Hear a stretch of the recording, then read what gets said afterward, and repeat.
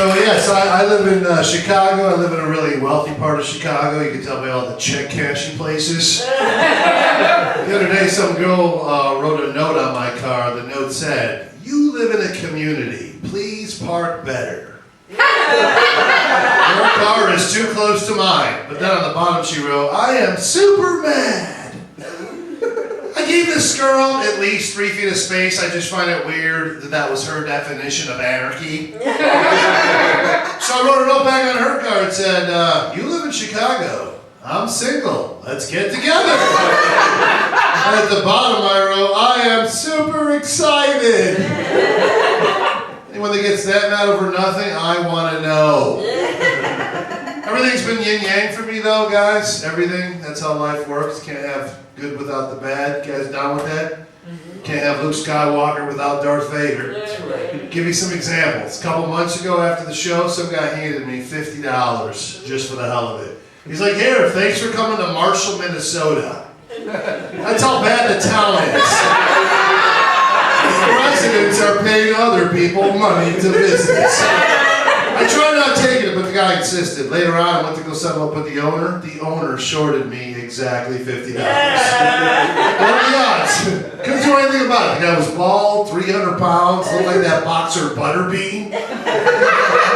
So if a lot of good stuff's happening in your life right now, guys, watch out. Bad stuff's coming. Conversely, if you're going through some tough times like I am, get excited. Hopefully good stuff's on the way. Another example, I'm a full-time comedian, but guess what? I moonlight as a financial advisor.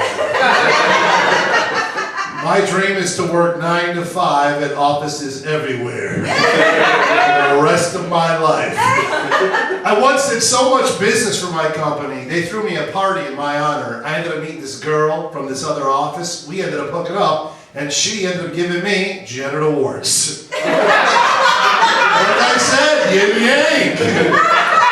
So next morning I wrote a note on her card and said, "You live in a community. Please practice safer sex." And at the bottom I wrote, "I am super mad."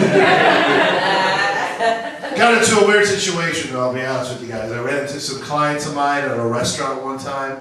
The only problem was I happened to be wearing a t-shirt with a big marijuana leaf on it. I didn't want them to freak out because I manage their life savings. No wonder he had us invest in Chipotle. I can't believe he missed that clue. The boss actually called me to the office. He said he heard that I said I was going to go smoke some weed, then visit a client. I said that would be preposterous. And a buzzkill. Then he said someone complained that I walked out of the bathroom with my zipper down. What I want to know is, who's taking me out by the bathroom checking out my fly? Some guy with a telescope? Yeah, looks like he's at it again. Being on company time. I'll bet he has genital warts. I'll be honest with you guys, I've been super depressed now for a while. Good long time, mostly in the last couple of years. I talked to a therapist about this though, and he said, take some post-it notes, write the word smile on them, and then put them all over your house. Then when you see them, you won't be depressed anymore. I'm still depressed and I have post-it notes everywhere.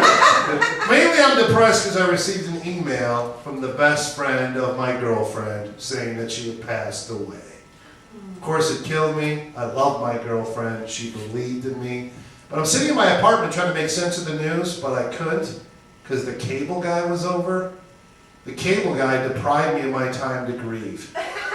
He's in my apartment on the roof, asking me questions about satellite positions, calling me, trying to fix my cable. All I wanted to do was cry, but I couldn't because he wouldn't leave me alone. This went on for hours. Can you guys imagine how traumatic it was for me? How much pain I was in not having cable? You guys are taking the news horribly. Did you not hear where I said I loved her? I told this news to what I thought was a close friend of mine. His reaction, a little bit insensitive. Told me he had a big surprise on the phone, so we agreed to meet up for breakfast. Day off, we go out to breakfast. Then we drive over to his new house in the city. That was my surprise. Then he proceeds to show me the house like I was going to be the guy living there.